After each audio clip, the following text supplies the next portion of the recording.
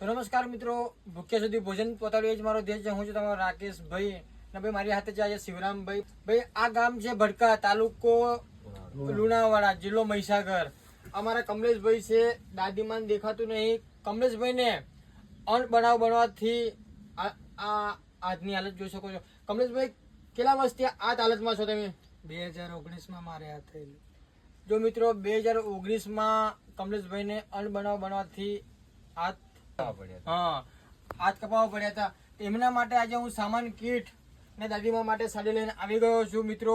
ને આ કમલેશભાઈ ને આજની સર્જરી અમે 100% કરાવીશું. અમારા શિવરામભાઈ ની ઈચ્છા થઈ ને મારી ઈચ્છા કે કમલેશભાઈ ના લોકેશન પર આપણે જઈએ, મુલાકાત લઈએ, સામાન કીટ લેતા જઈએ ને કમલેશભાઈ ને જેમ બને એમ ભાઈ અમને ટાઈમ લેશું.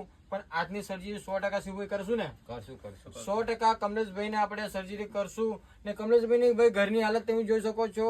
આગળ પાછળ કોઈ કમાવા વાળું છે નહીં, દાદીમાન દેખાતું છે નહીં. કમલેશભાઈ ગુજરાન કઈ ના ચલાવો તમે?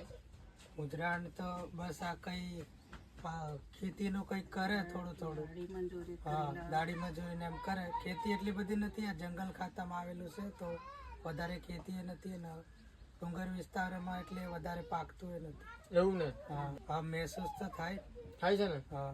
જો મિત્રો કોઈ બી તમને બી મહેસૂસ થાય ને મને બી થાય ને અમારા શિવરામભાઈ જો આ પરિવાર છે મિત્રો બહુ જ ગંભીર હાલતમાં છે. દાદીમાન દેખાતું નહીં, જોઈ શકો છો. દાદીમાં છે દેખાતું નહીં ને કમલેશભાઈની હાલત જોઈ શકો છો.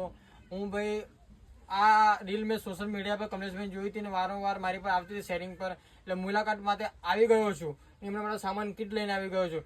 આ વિડીયો જેટલો બનેલો શેર કરજો ભાઈ, કોમેન્ટ કરજો કે કમલેશભાઈ માટે શું કરવું જરૂરી છે.